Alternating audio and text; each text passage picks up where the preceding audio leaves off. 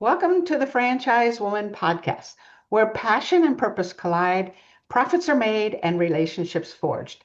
I'm Rebecca Monet, CEO and Chief Scientist at Zorkel Profiles.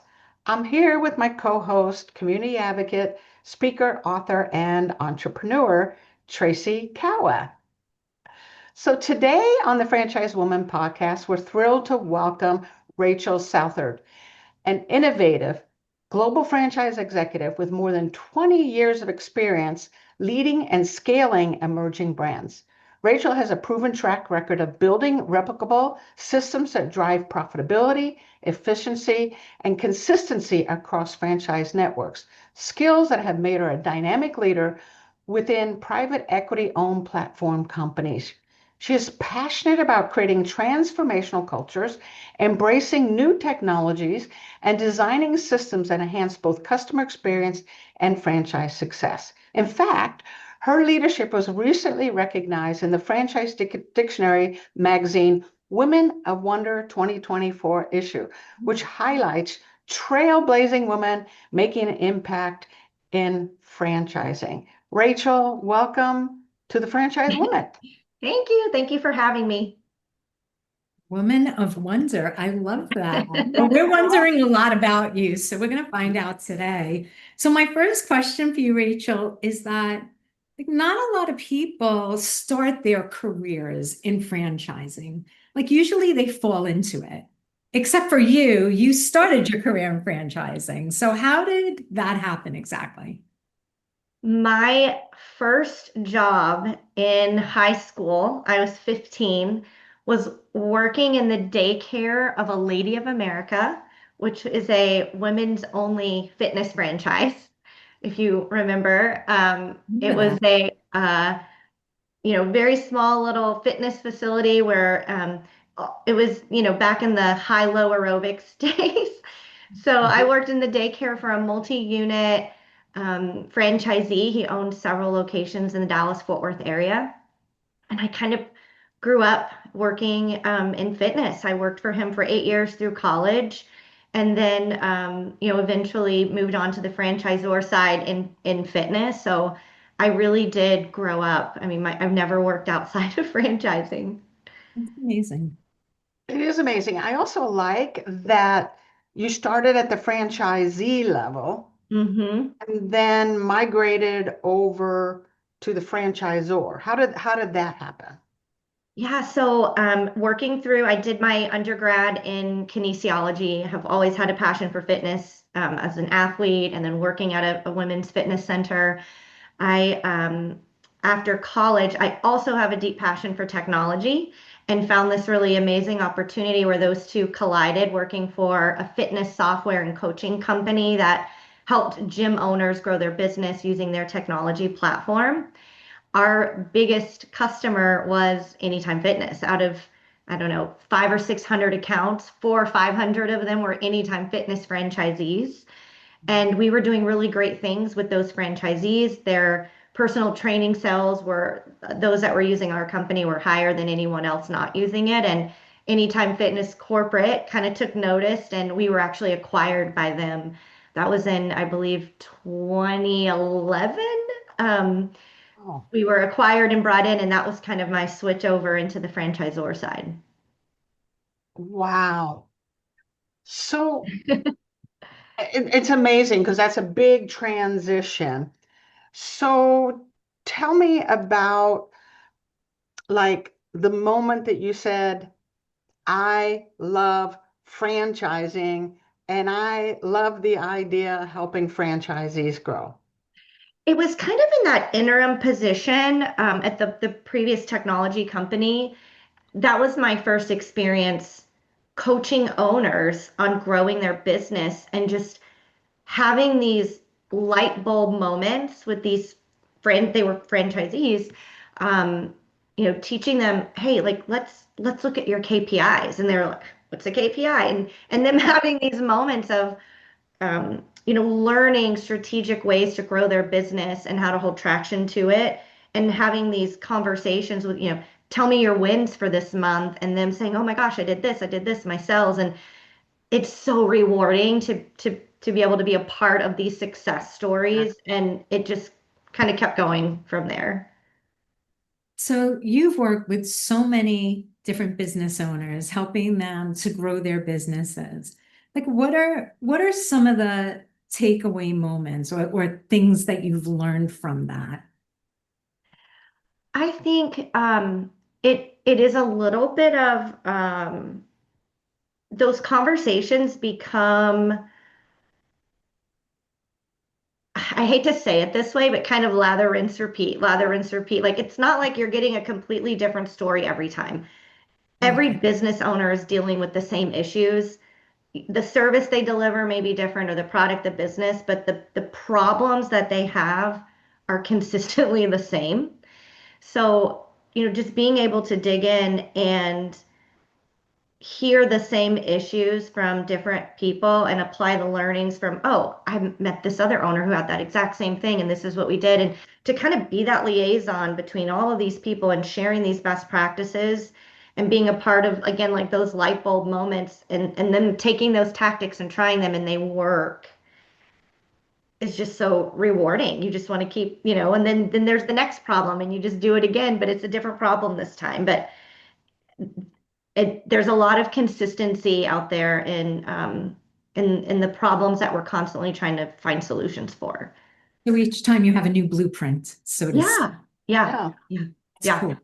I That's cool. think that's one of the wonderful benefits of franchising to that franchisee. If he or she was doing on their own, it doesn't feel like lather and repeat. But no, to a franchisor or in the role that you were in, you could see these are common pitfalls, yep, challenges.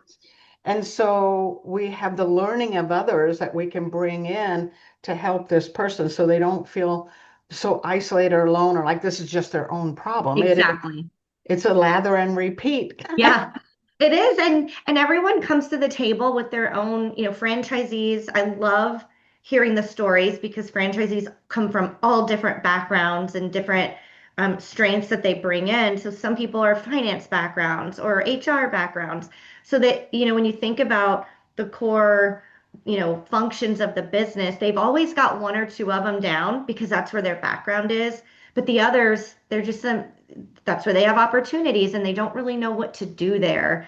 And so you're building on the strengths of all of the different franchisees that you're working with and coaching to grow their business. And it is pretty neat being part of a franchise system. That's the beauty of franchising is you get this network of people that you get to lean on and rely on to help you get through your business because they've already been there. Mhm. I love So that. me too. Okay. Without divulging personal information, what was a story with one of your franchisees you're working with that you said, this was a massive breakthrough. This was an aha moment. This changed the trajectory of that person's business. Can you tell us a story like that? Yeah, I can. I think we see this a lot in franchising where franchisees come in at the beginning of their journey and they're very, very excited and they're all in and they're very engaged. And all franchisees kind of get to a place where I got it. I don't need you anymore. I got it. And you Mhm. start to see slowly that disengagement, right? And I it's when they come back, and I recently had a franchisee who was pretty disengaged, and you can tell in their performance, like what's going on? Like this isn't right. This isn't normal for them. So I had to do a lot of convincing to come, like, please come to this year's conference. You're not going to regret it. Like we haven't seen you in a couple of years. You haven't been engaged. Come to our conference. I think first of all, there's nothing like a good franchisee conference to just get reinvigorated and reengaged in the business. But this particular franchisee came to conference, was so engaged at conference and post conference, implementing everything he learned, started meeting with his business coach again on a regular cadence, implementing the new we had changed some things in the model, some new tactics that were really overcoming at the time some labor issues that we were seeing post-COVID. Mhm. Um, and to see him come in and embrace those changes and go all in and to just see his P&L, the profitability increasing month over month, his labor margins getting under control, and just his excitement Wow. was really, again, it's that rewarding piece of like, just follow the play, get engaged, follow the play, and it works. So, yeah. It's scary though. It can be scary as a franchisee when things aren't working to try something new, to Yeah. invest either your money or your time or your energy into doing something different and getting uncomfortable. You do kind of every day have to take a little bit of a risk to try something new. But again, that's the beauty of being in franchising is we're not throwing things out there for you to try that we haven't already tested and proven. So yeah, very rewarding to see those new tactics that we put out there being adopted and seeing results.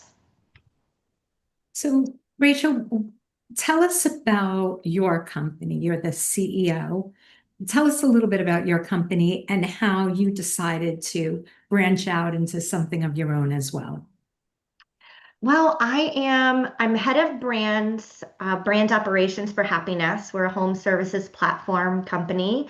We've got 4 brands in our portfolio, and I'm CEO of one of those brands, Ecomaids. So I oversee the Ecomaids brand operations, and then I see each of the brand leaders of our other brands kind of roll up to me as of head of brand operations. Okay. Um, I have, the operations team is our brand leaders. And then one of the, big things that we're consistently working on in most platform companies is consistency across the brand. So I have an ops team that our motto is everything the same, different for a reason. We're constantly trying to find those areas of, oh, this brand is doing this really great thing. How can we take that and bring it across all of the brands? So Mhm. everyone can benefit from that thing and keep it as scalable as possible by keeping it as close to the same, different when you have to make it different. So that's my as head of brands, that's kind of what I'm constantly looking at as areas to help our brands find really down to the franchisee level, increasing the unit level economics by rolling out new operations that improve the brand's profitability. And then, of course, executing and implementing those things in my brand at Ecomaids. So, technically speaking, you wear a lot of hats. I wear a lot of hats. You wear a lot of hats. It definitely does. I keep your You know, hat as straight in my uh, mind. I'm sorry, Tracy, I didn't mean to talk over you there. What I'm hearing is two things here. Earlier, you were talking about this franchisee that thought he had it all figured out, Mhm. right? And you said, maybe not. Come to conference, maybe there's something you can learn here. So you had that. And then you have this system side of you that says, how can, and Tracy used the perfect word, which is a blueprint or a playbook or something that can then be shared across brands to create that level of consistency. How do we balance those two things of let's create consistency so we can master something Mhm. Mhm. versus how do I push myself out of my comfort zone to keep learning and Yeah. keep challenged? That's a great question. I feel like I've been a part of 3 different franchisor platform companies, and I've seen all 3, and I know those aren't the only ones. As platform companies are being established and being built, there's a lot of, I think, just instinct to say, oh, let's take this thing that worked here and apply it to all the other brands in the portfolio. It worked there, it'll work everywhere. And that has failed everywhere. Every single platform I've been to that does that, it doesn't work. I think I love to live my life by the 80-20 rule. I think you can do that with about 80% of the things, but you have to leave room for the individual brands and or the individual franchisees. I mean, even in franchising, what works in one area geographically could be different in a different part of the country. What works for one franchisee's personality might be a little different for another franchisee. So these blueprints are not 100% baked and they can't be. You have to leave that room One of the things we noticed at our where we currently are is all of our brands, except for one, are outdoor brands. You don't cross the threshold. At Ecomaids, we cross the threshold. We go into the most personal spaces of our customers' homes. That is a completely different service, and that means all the way up from how we target customers, market to them, speak to them, execute our routing and our scheduling, everything. It changes everything. You can't apply the same tactics in a brand that crosses the threshold. And so that's a good example of how sometimes it's just different for a reason because of the way, the service is being delivered. That's a fascinating example. I never thought about it like that. Like exterior versus interior, crossing the threshold. It's like two separate ways to operate, two separate ways to market. It sounds like two separate clientele profiles. Yeah. Yeah. Wow. Right. And possibly even a different franchisee that has more of those emotional and social intelligence because it's a more intimate relationship, right? Where Yeah. we're protecting and cleaning that home. So it's kind of interesting. Yeah, So, and it impacts your staffing. I mean, you now have to staff people that are going inside the home. So, the level of people skills is very different in your recruiting and hiring. And you can see that across even in the fitness industry, the same thing, depending on what type of fitness center you are. When I was at Anytime, it was convenience, and it's a different person that's just working a front desk versus a person who's coaching someone and getting into a closer relationship with them. It definitely changes the skills that you're looking for, which does change the type of franchisee that you're looking for because that's a different skill set. yeah. Wow. Fascinating. So, if there is one message that you want everyone to know, what would that message be? I think that whether you are, because I've kind of been in all of the seats, franchisee, franchisor, CEO, no one has it figured out. There's no silver bullet. I think we are all every day trying to get better and learn. And it's really easy sometimes, especially as a woman, to get hit with the imposter syndrome. And because we put this thought in our mind that, oh my gosh, they have it figured out over there. I don't have it figured out. I'm not good enough. I'm not doing good enough. And as in my career, I've met some amazing, strong women in the franchising space that are running these incredible brands, and we talk, and you're like, oh, you have that problem too? You haven't figured that out. I thought you had that figured, and you start talking and realizing that we're all facing the same challenges.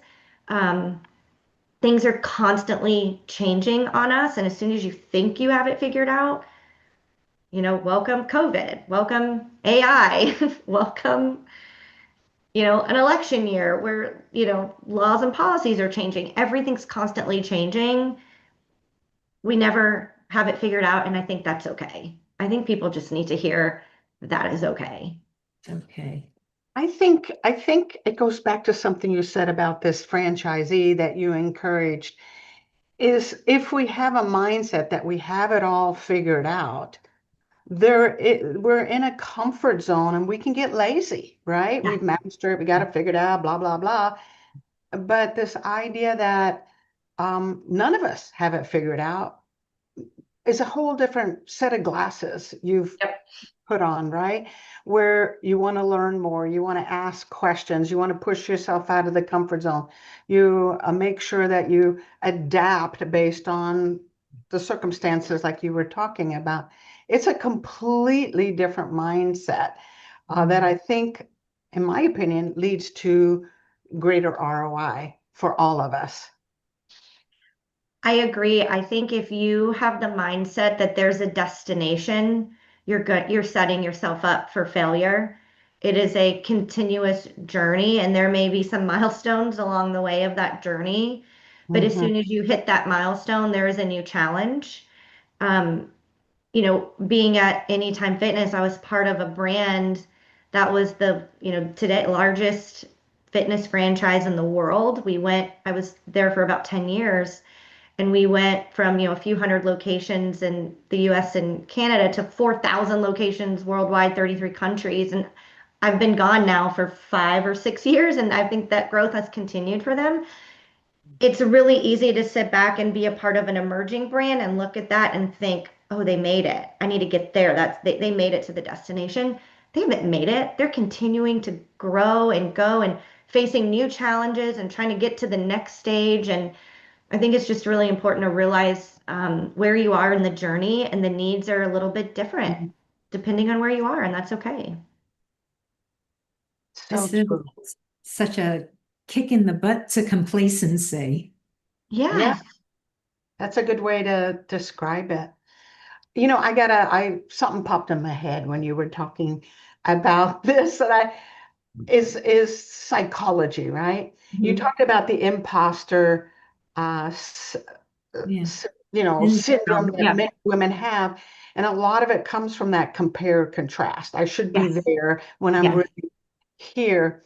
And there was some research done on this. And the research was around when problems happen, how men look at that problem versus how a woman looks at that problem. And a man will look at it as who created that problem or what created that problem. Was it technology? Was it communicate? They will look outside of themselves. And women, when something doesn't go as planned, will look at what did I do wrong?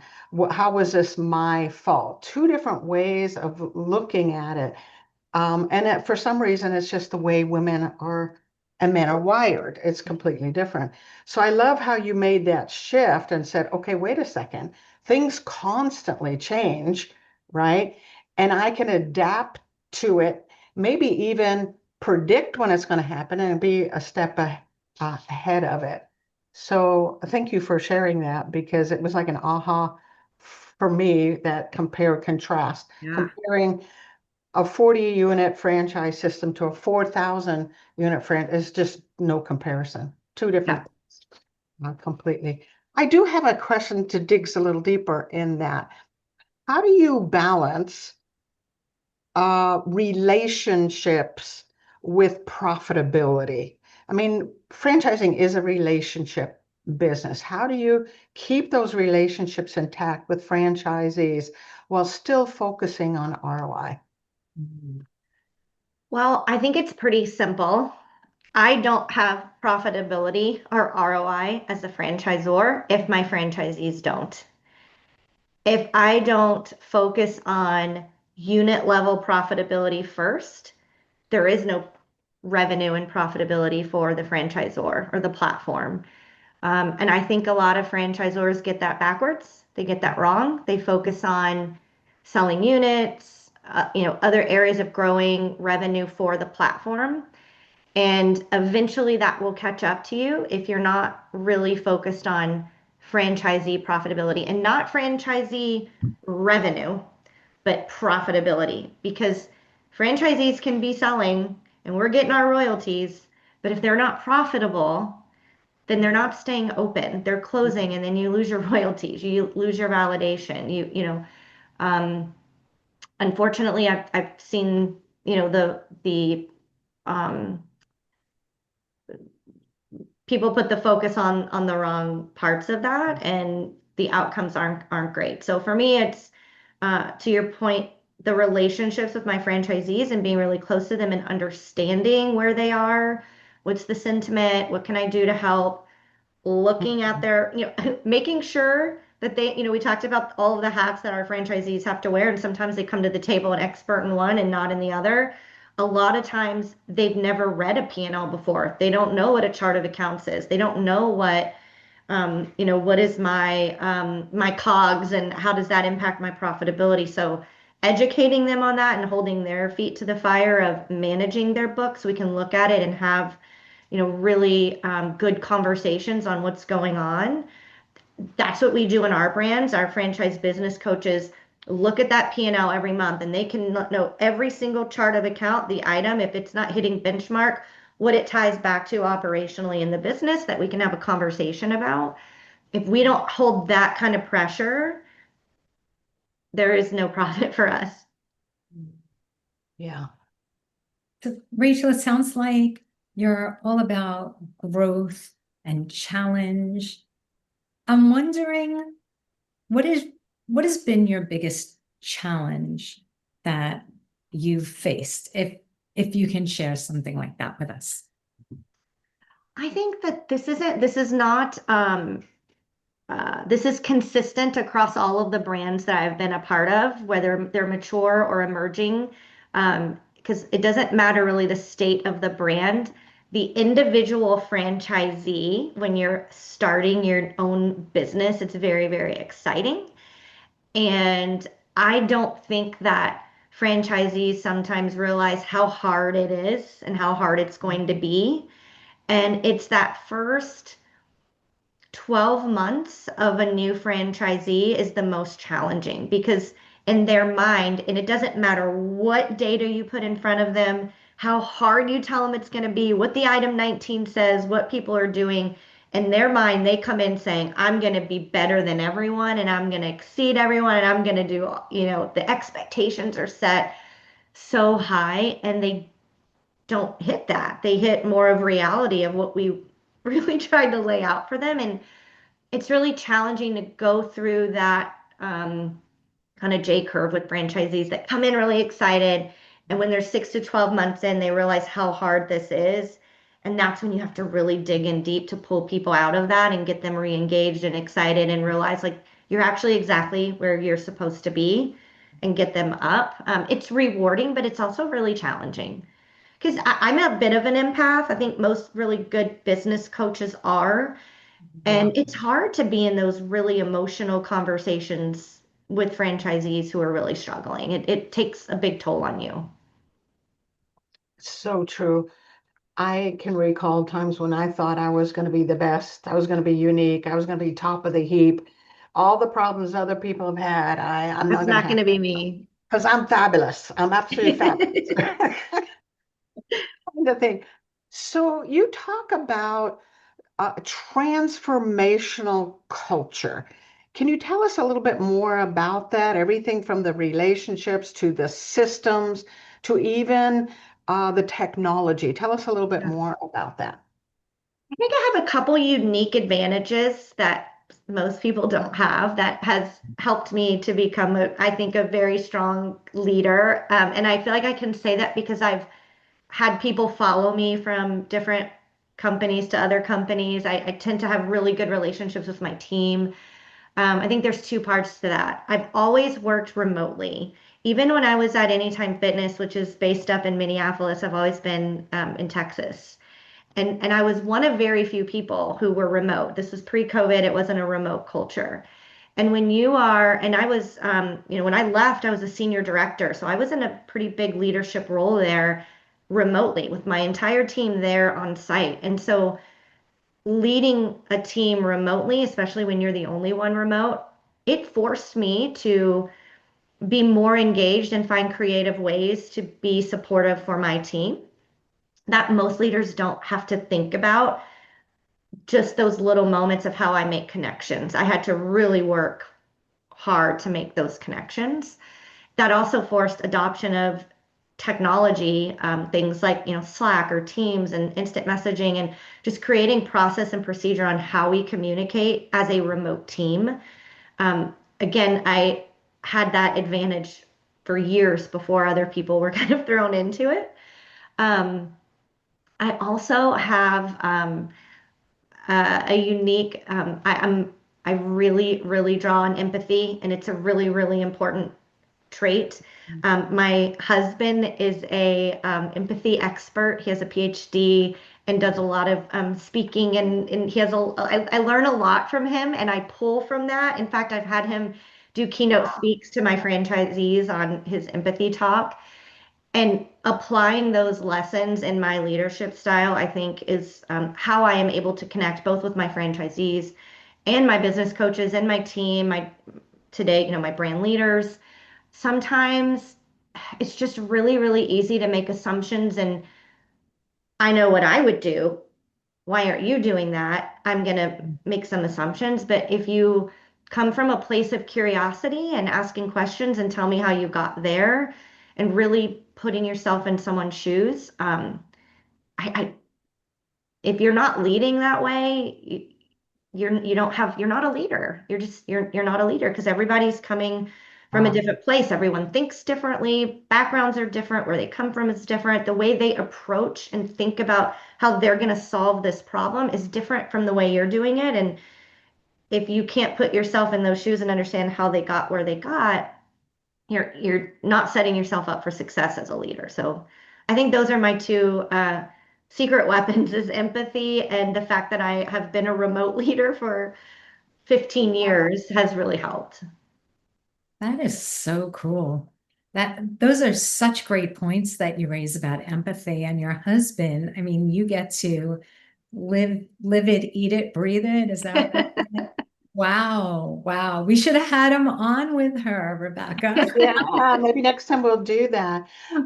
I'm so glad you actually said that, Tracy, because as you know, in the Zoracle tool, we measure empathy, what we call Mm, understanding others, and we have been watching the direct financial correlation to someone's ability to be empathetic and how successful they're going to be. And there's a fine line between empathy and sympathy, right? Empathy yes. remains kind of outside the quicksand, and sympathy jumps into the quicksand with the person having that problem. But there are massive amounts of financial correlations that we've been measuring. So we may have to have your Yeah. husband on to teach some Yeah. field coaches and Yes. others in this arena. Okay, talk to me about the future, Rachel. How do you see your platform, all brands growing? Do you see this private equity trend continuing? Just tell me what you see for franchising in the Uh, future. there won't be franchisees in the future. Everything will be robots. I'm just kidding. That's what everyone's saying. Everything's going to be replaced with robots. Um, I think we will continue to see platform formation, but I also suspect we'll start to see consolidation of the platforms. I'm particularly today I'm in the home services platform. But even in the fitness and health space, there's a lot of platforms. I think there's got to be some consolidation at some point in the future. I Yes. definitely see that happening, which will be really interesting on how these brands and portfolios end up folding in together. And I think it needs to happen because I don't think I think there's enough market share for a lot of people, but it's starting to get really saturated in certain spaces, and that's not a good thing for franchisees. And I think there's a lot happening in the franchise space today with um, responsible franchising and what we're seeing. And I think the franchise platforms who stay really strong with doing what's right and best for franchisees will win. And those that are focused on building platforms and growing really fast are going to crumble because, again, if you're not focused on the franchisee's bottom line, you can only go so long with kind of hiding the cracks with more units, more units, more units that won't last forever. So I Mhm. definitely see some consolidation across franchise platforms. But I do think we'll continue to see investment in private equity. I think we need it. I think it's a great thing. I love it. I think it's going to help take these platforms that we have today and continue to invest and grow. And again, as long as that focuses on not how can I grow this platform, but how can this private equity come in and give us the resources to create opportunities for these franchisees to increase their unit level. So I think there's going to be some interesting things we see on how the platforms are utilizing those investments and we'll kind of see who rises to the top. Yeah, I agree with you. Consolidation is always what we call stage 4 franchises. Um, and they grow through mergers, acquisitions, conversions, all the things you're Hmm. talking about. And private equity can fuel that. Yeah, But the problem with that is then ROI for the franchisee. So exactly. going to more of a hybrid model, I think is going to be more ideal at some point. But we got to go through that stage 4 to get to Yep. hybrid. Yep. So I think you're absolutely right in your predictions.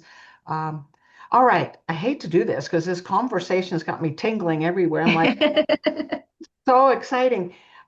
So I want to thank you, Rachel, for joining us today. How do people get hold of you to learn about happiness and all the brands or Ecomaids? You can reach me at Rachel Southard, my full name, RachelSouthard at happinest.com. Perfect. And Tracy, I'm going to pass it to you. You always take in all this information, you process it, and you put it out like this gorgeous bouquet every time. So, what's your final words, hon? Thank you for saying that, Rebecca, because I just had this visual of Rachel as a reverse avalanche, meaning that like it's going up the hill and getting bigger as it goes, because Uh-huh. I see her grabbing onto like her team building from her sports days in college, and then all of her franchisee experience, and then her franchisor experience, and just everything that you learn along the way, you just take with you and you build your brand bigger and you build your all the companies brands bigger that you work with. And to just put like this nice icing on that avalanche cake is the empathy, which is so important. And you've really got a solid grip on what that means in business. So I just appreciate who you are. And I don't know, I just see that reverse avalanche for you in a good way. I That's love that. beautiful. Thank you. I love that. I feel that. I feel that every day. That Thank you, is Tracy. That was beautiful. And thank you to those listening in today to the Franchise Woman podcast, where passion and purpose collide, profits are made, and relationships forge. Share, comment, like this video, this interview with Rachel. And of course, we'll see you next week on another episode. Bye. Thank you.